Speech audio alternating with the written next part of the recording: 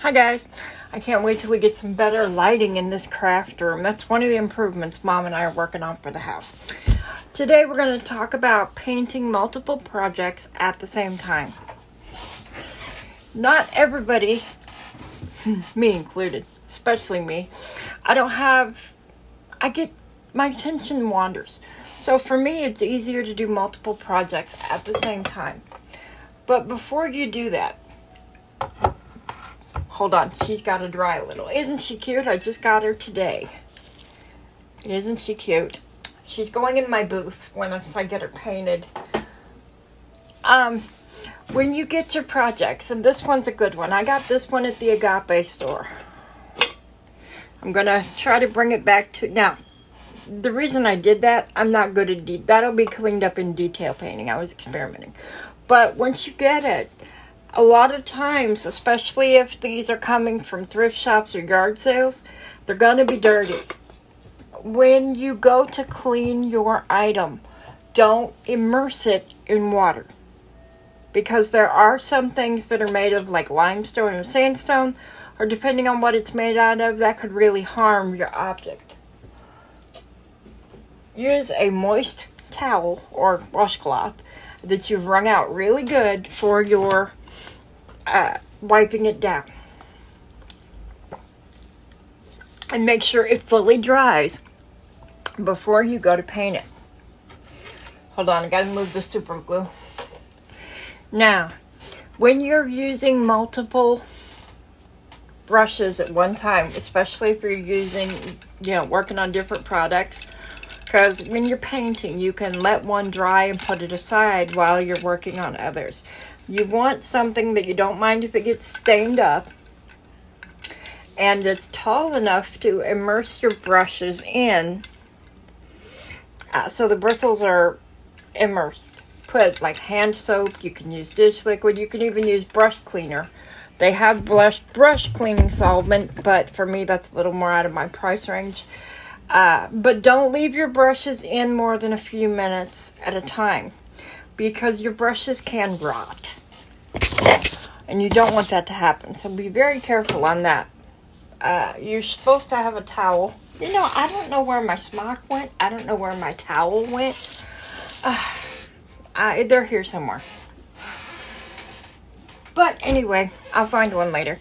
And make sure you have your a towel to wipe your brush off in case you need to. Make sure if you're going to use multiple colors at the same time, you have them separated. These are colors there's a gold on this tray, there's a silver, and there's a flesh color.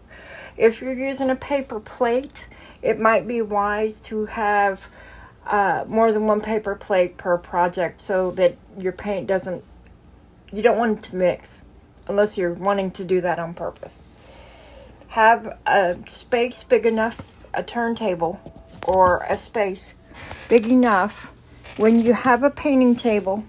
See how it's plastic on that?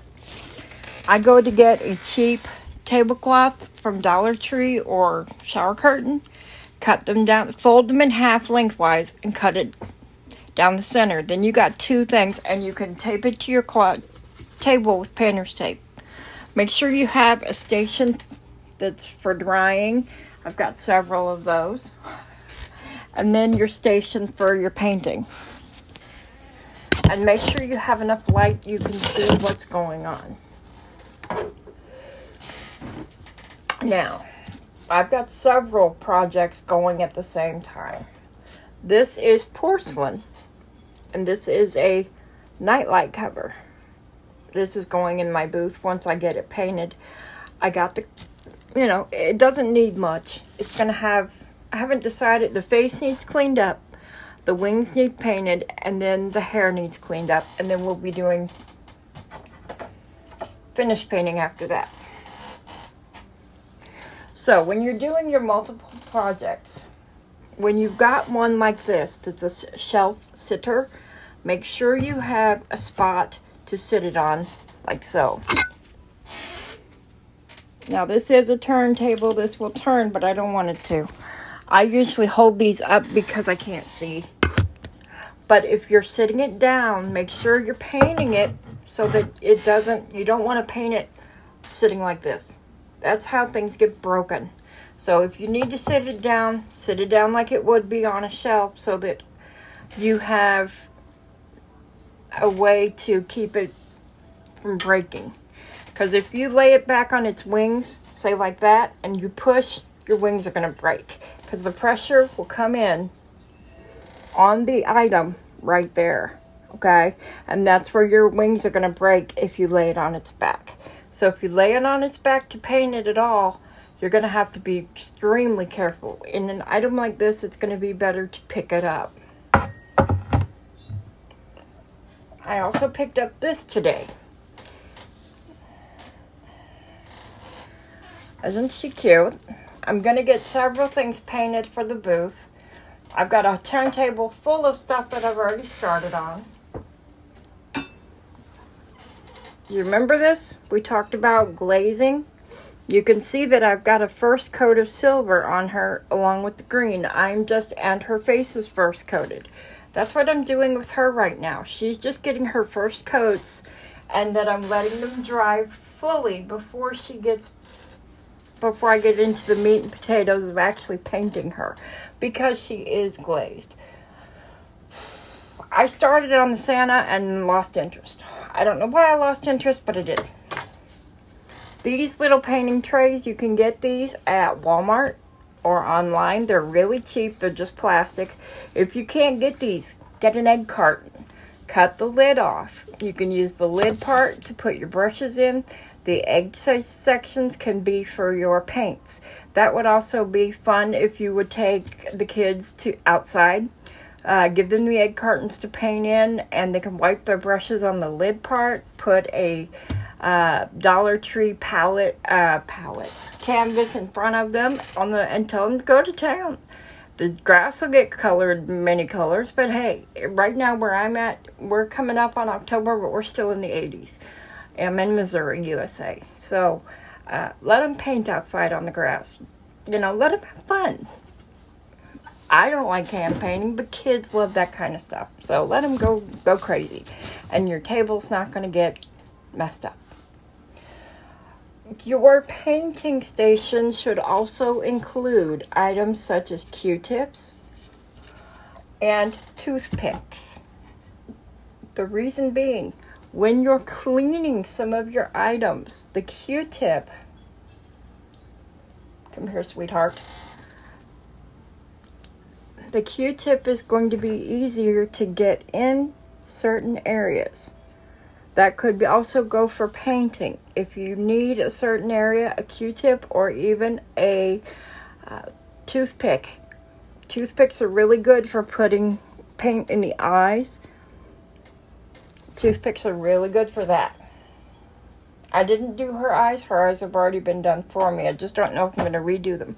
I might take a toothpick and put a white dot in the corner of the eye to make it look more like she's looking around, I have other things on my station that aren't for painting, such as zip ties. Those are for my wreaths. When you're keeping your paints, you need to have something accessible. I was given a gift. Hoo-ha, look at this. Now, these can be quite a pain in the ass. You can see I've got that zip tied right there because these drawers will fall down. So if you get one like this and it needs a little work, you can use zip ties to hold the drawers.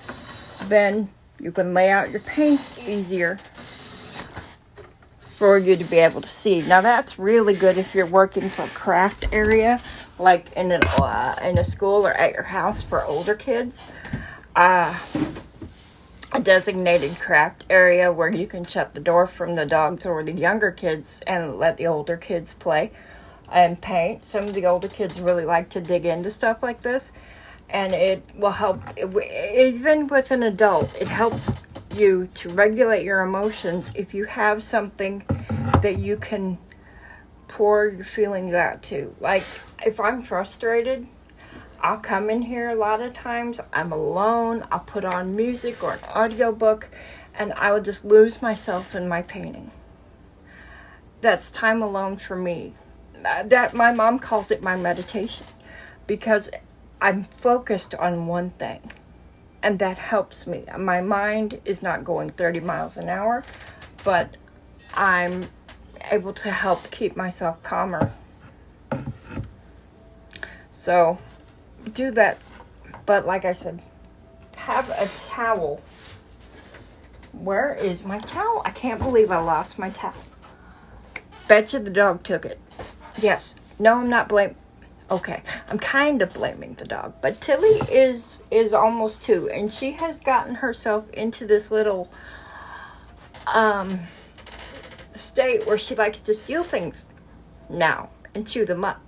She's a little behind herself, but she's finally figured out she wants to chew things up. She thinks that's great fun now. It's not great fun for us because we have to watch the little twerk, because she is only 7 pounds, but she can get herself into places where Archer and the others cannot go.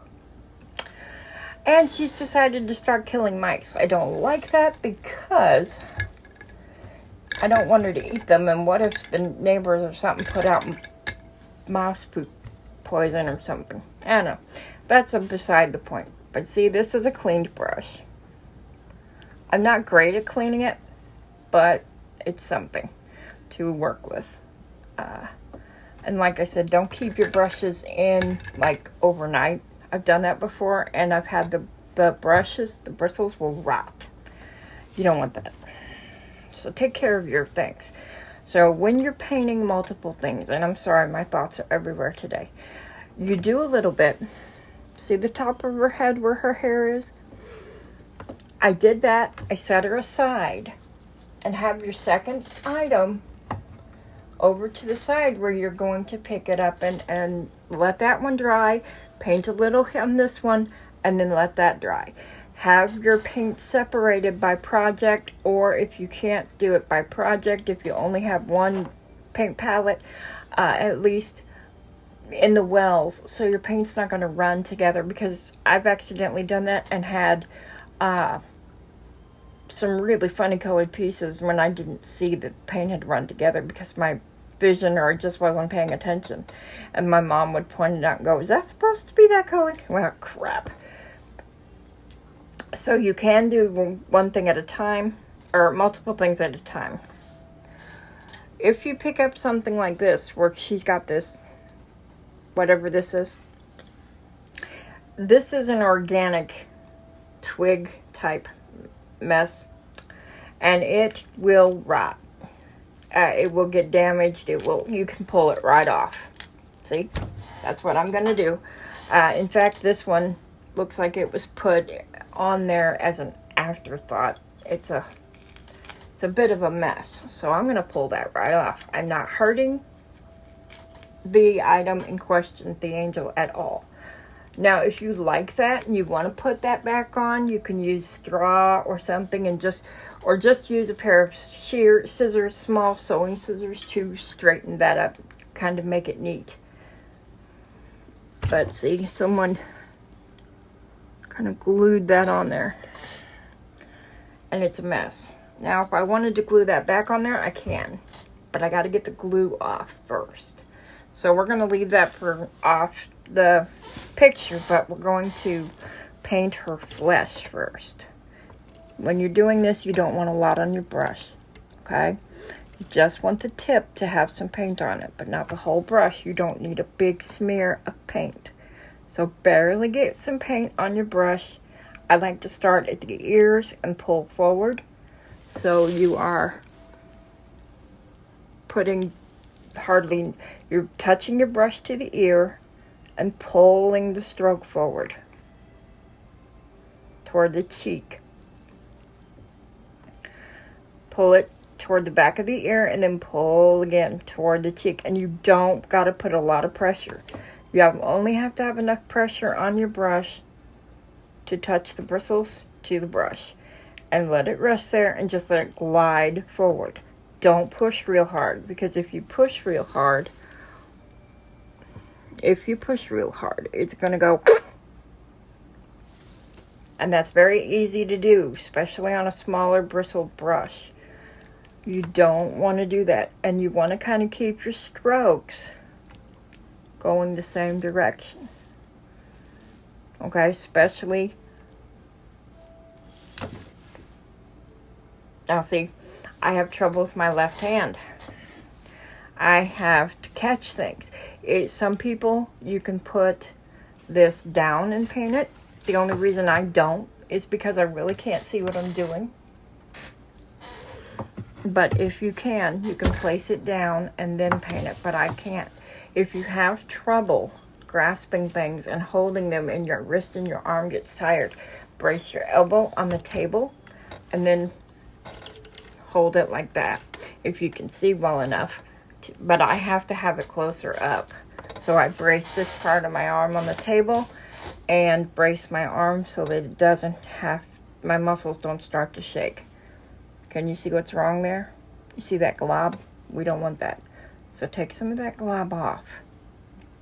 That's what you're going for. You say, Tanya, that's not enough. You have a very small space. You're going to do very soft, short strokes. With these, don't need to be long strokes. You're going to do very short strokes, all going the same direction. Like I just did on her nose. You're going to pull it back toward the ear because that's the direction we're going. Now, if you need to, you can also start and then go this way. But we're not going up and down, basically. You're going a side-to-side stroke. Be very careful around the eyes. When you are doing this part, rest your bristles, just the tip. Brace your hands so they don't shake. Rest your bristles right at the edge of the eye, and then push out. Edge of the eye, push out. Never do your eyes first. Like I said, this one has been done when I got her. So I'm going to take my Q-tip because, see, I messed it up. Dampen my Q-tip, roll it on the table or on a rag just to get some of the water out. And then just wash that part of the eye with the Q-tip to get the paint off. See? So never do the eyes first. Leave the eyes for your finished painting, because small areas such as the eyes are going to need, your hands can't be shaking. You need well lit area so you can see what you're doing, and you need to take your time. You should take your time whenever you're painting. If you've got a rush, then you don't need to be painting it right then. Okay, this type of painting takes a little bit of time. I'm just dipping my bristles in the tip of the paint. I've got it against the hairline, and I'm pulling the stroke toward the nose and arching it like the eyebrows, just like that's the stroke. Okay, we're not doing this. When you do a face, you go with the curve of the face. If you do this, you're going to have streaks in your paint. And you're going to look more like something out of Braveheart or the Vikings than you will a naturally colored painted face. So brace your hands and just follow the curve of the face. Now when you get on the hairline, you're going to need to go in the hairline a little bit. Okay? Because your bangs, see how my bangs are not all, they're just a little curl there, but you can see my head, you can see my scalp and my face. You need to paint that. People aren't going to notice, but they will notice. It's an unconscious thing that they notice right then is little details like that. Now, if you're not good at painting that kind of stuff, take your time. Make sure your hands are as steady as you can get them. If you still have a tremor disorder, don't get off and say, I can't paint. You can paint. If you're shaking and you need to do this, say I'm shaking like this.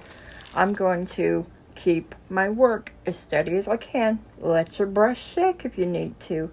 And then just tip it in and don't push. Use the tremors to help make the stroke. See? and just barely go with the angle of the face, and your trimmers can actually make the stroke, even if they're really bad. See? Now all I got to do with that is wipe my paint in a clean well to get some of the paint off. Now, say you've done that and you've got a whole bunch of paint because of a trimmer. Just wipe that clear brush over it and let your hand trimmer. And if you've got a trimmer, leave the close work until you're feeling well enough and rested that the trimmers might get a little less and you'll be able to do your close work. Because when you have trimmers, you do have times when they're not as bad. And that's when you want to do your close work. Just because you have trimmers doesn't mean you can't paint. Don't give up on me. Just because you can't see doesn't mean you can't paint. You can also paint this by feel. You can touch and feel the nose. You can feel where the eyes are. You can see she has creases in her face. You could feel that. Okay? You don't have to be perfect vision to do this stuff either. Just because you have any kind of problem, like a disability, doesn't mean you can't do it. Just means you have to find your own way. And it may take you longer, especially say if some of you have gotten older. We all get older. I'm getting older. I'll be 50 in a couple of years. Don't let that stop you. Your hands may not be as steady. That's okay. Brace your hands. If you need to brace your hand on a canned good or a jar that is the same height as your work. Come here, you. Let's pretend all these paintbrushes didn't need cleaning, so we're going to pull them out. Now, brace my hand on the jar, like so. And you can tilt your paintbrush, and in this situation, your hand holding the work is, or whatever's the stand or whatever, bring it closer and just use your fingers to move the brush. Just your fingers if you can. I'm not good at my fingers, so I use the whole hand. But you can do that and also still paint. You can also get a magnifier that clips to your table. I have one somewhere around here. When I'm having really bad days with my vision and I still want to craft, paint, sew. I'm not so good on sewing yet, but I do have a sewing machine now. I'm going to buy some pre-cut quilt squares, and we are going to make a small lap quilt or a baby quilt. But I call them lap quilts. They're a little bigger than a baby quilt, and they just go over your lap. Hopefully we'll do that this winter. But I got to learn how to do the sewing machine all over, so we'll learn together. But just because you have a disability, no matter if you're young or old, you shake more than you used to, you can't see, this is not an excuse not to find something that helps you relax. My friend is going through chemo, and she's still doing art, and she's sewing. She's doing cross stitch, and she shakes so bad sometimes because of reaction from the medicine. But she doesn't let it stop her. If she doesn't let it stop her, neither should you. My mom always said there's always someone worse off than you are. Don't let it drag you down, and just find something that works for you. Now this flesh color might be a little dark. That's okay.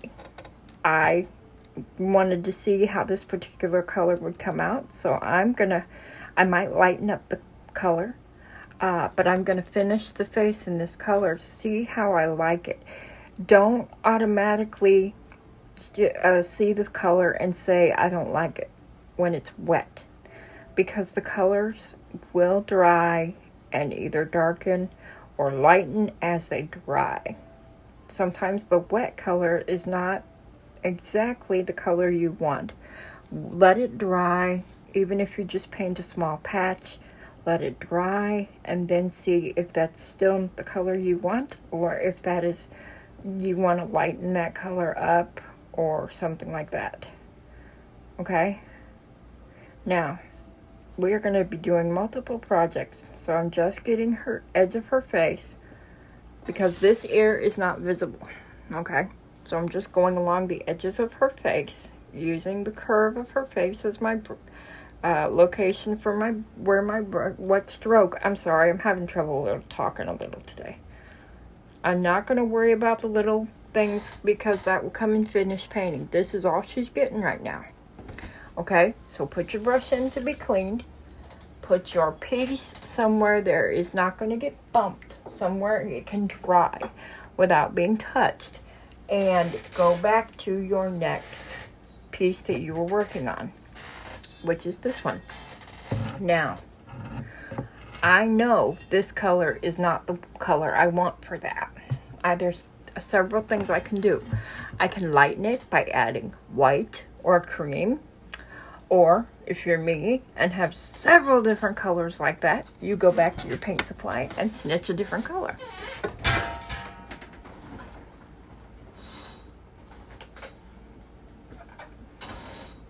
Okay, the color we were just using is from Apple Barrel, 50 cents at Walmart.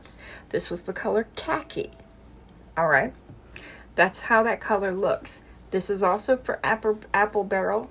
I don't see no sense in spending $50 to $100 on paint when I don't have that kind of money. This is a hobby. Even when I sell these pieces, I sell enough to repay for brushes and paint, or I give it away. This is fun for me. This is not work. This one, we're going with the Sun-Kissed Peach. Again, put some of this in your tray away from the other colors you're working on so they don't combine, and shake your colors up, because sometimes when the tube has been sitting, it will clump a little bit.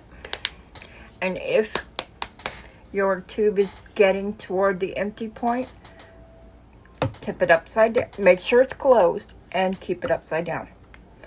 A tip I haven't given you in a while, and I haven't done this, so let me grab a Q-tip. That's really handy. I found I like Q-tips better for this. I want to be able to look down on the top and see what color my paint is. Top is, clean-ish. Take a little dab of your paint and just put it right in the middle of the top of your paint. You can look down and see what color it is. And then you can just throw away the Q-tip. And once since that bottle is getting empty, I'll flip it upside down. Now that's the color we're going to use. We're going to use a different brush now because I want to cover more area.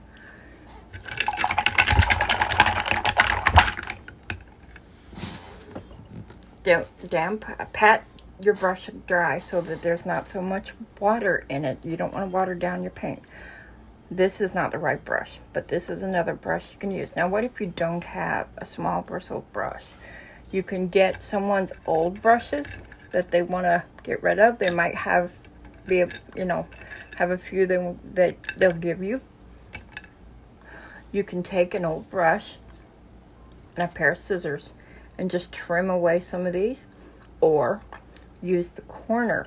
See, when you dip it in the paint and you don't have a detail brush, dip it at an angle like so, and just use that one corner. When you do this, it will give you a smaller brush area and you don't have to destroy your brush. Again, we're going to use the face and go with the contours of the face. So we're going like this. We don't want to look like a warrior, so war paint more goes like that, I think. But artistry, well, for me, I painted a few Indians, and one guy asked me to put war paint on this Indian statue after I had got it beautiful. He goes, I want his face to have war paint. I didn't know what I was doing, so I looked up, different tribes, and I sent him a few screenshots of the war paint for different tribes, and I just used the painted from the picture. He liked it, and I was happy he liked it. Put the tip of your edge against the hairline. Pull down for that kind of painting. We're not doing that. We are putting the tip of the edge against the hairline and pushing to the side. This is a different statue. The eyes are totally different. See how small they are? Go ahead and paint your flesh color over that. When that's dry, in finish painting, we will put the eyes, and this is when you're going to have to use toothpicks. You use the tip of the toothpick because these eyes are half closed. They're very small because the size of the faces is different. So you want to be able to do that in finish painting. Now, what do I mean by finish painting? That's a term I use when I've gone and done as much detail and everything as I want, and I see how I've gotten some flesh color on his hair. I will, in finish painting, take the gold and touch that area up so you no longer see the mistakes. That to me is finish painting. That's fixing your screw-ups. Because even if you've painted for a long time, you're going to have screw-ups because your hands get tired and they shake. Or someone scares you. That happens to me a lot. The dogs will bark. See, you can do it the other way, but you're still going sideways. I told someone once I didn't know how to put on makeup, and they said, but you paint. I was completely lost. I'm like, so? And she's like, well, it's the same thing. You're just using your face as a canvas. That's where this came from. This is basically the artist version of putting makeup on, I guess. Except it's a statue. But watch your fingers now. Watch your fingers when you're holding an artwork piece. So the reason I said this, because I almost dropped the angel. You want it in your hand under the wings. We don't want to put pressure on those wings. Go under the wings. Let your fingers cup the piece, but you don't want to grip it with all 4 fingers. You just want to kind of pull these two, the thumb and the pointer finger, in and put a little pressure so that he can't move up and down, and let him rest in your palm like that. That's going to make it easier to hold him. That's what I was not doing because I was talking to you. Wasn't paying attention. But you'll make mistakes. Don't curse yourself for it. Don't get upset. Don't go all irate. Those are okay. We will pick that up and finish painting, and we will fix it. Just finish your artwork, let it dry, do your second coats, and then go back and fix your mistakes. Okay? Now, when you're not doing a face, when you're doing the neck, you still don't want to go this way because you don't want streaks in your paint. You want to follow the flesh. So go across the neck. You can go down on the arms because of the longer, it will take a longer stroke. See what I mean? Longer stroke. But again, you're not putting a whole lot of pressure or your brush will do this. Okay? So you want to go light with your pressure and just go over the surface, especially on your lighter colors. Now, if you need an area that needs a shorter stroke, don't go, true. I like to go around on the shorter parts of the arm. If that doesn't work for you, if you think this stroke works better for you, then you do what you do, you boo. Just know that especially with the lighter colors, it's going to be much easier for the general public to see your brush strokes in a lighter color, in my opinion, than it is in a darker color, especially if you're only doing one coat. I hardly ever just do one coat because of that reason. I don't want to show my brush strokes. And sometimes my work needs to dry before I do the second coat. Sometimes I need a break because I've been holding the brush too long or whatever. But I highly recommend for a light color doing at least 2 coats. See, we're just following the back. We're not loading our brush too heavy, because if you have too much paint, you got to remove it. And it's easier to add more paint than to take it away. There's some areas that you're going to have to use shorter strokes. And just use any kind of stroke that will get in that area, because some of these areas are very tight.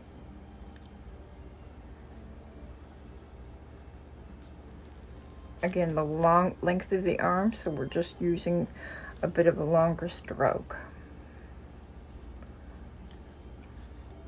But especially if you're a beginner, make sure your arms aren't tired. Don't get in a hurry. Don't be afraid to leave a piece half finished in a safe place where it can dry overnight if you think it needs to, or just because you need a break, or your kids need dinner, or the dog needs to pee, whatever you're doing you. And sometimes you will not be able to finish a piece all in one sitting. That's okay. Now, I want to show you as soon as I get, because I'm going to have to quit here soon because my hands are getting tired, the difference between the two face colors. If I wanted, I could switch back and forth with these all night and get them both finished. You just do a little spot, let one dry while you do a little bit on the other, and then go back and forth in that manner. Just make sure your paints aren't mixing. Here's the two different flesh colors. There is the sun-kissed peach. This is the khaki.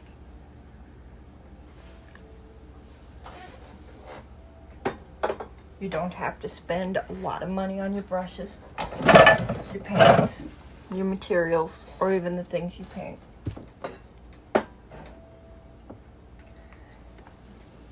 Because, especially when you're first learning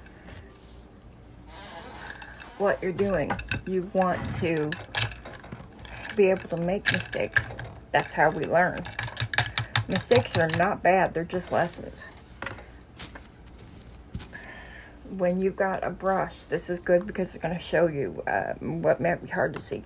You want to be able to move your bristles apart. There should not be paint here sticking your bristles together. Okay? If there's still paint in there, the bristles won't do that. If there's still paint, the bristles will be stiff. Like that. That's how you can tell if your brush is clean or not. I hope this helped. I'm sorry my topics were all over the place, but if you want to do more than one painting piece at a time, you can with those simple tips. Don't need to spend huge amount. This is the more expensive colors I use are my metallics, and those are around almost about $2 for 2 ounces. I do get bigger bottles of like white colors that you use more often. Metallic chocolate brown. I get bigger bottles of the colors I use more often just because economically, but if I don't use the color very much, I'll go with the 2 ounces because it will last quite a while. When you can also use old fingernail polish, so even if you're a guy and you're painting, you can pick up fingernail polish and use it when this bottle is empty. You can also use fingernail polish remover or something, or just water. Clean out that bottle real good. Make sure it's really rinsed, and then you've got a little travel paintbrush kit. Use a funnel to put your paint in. You've got a little brush. You can travel with that color. Just make sure you mark it, and you don't swipe your spouse's good fingernail polish. But I use, this is a lip color. I use this for lips a lot. So there's ways to get around needing a lot of money in this day and age, and still you can have some fun. Bye, guys.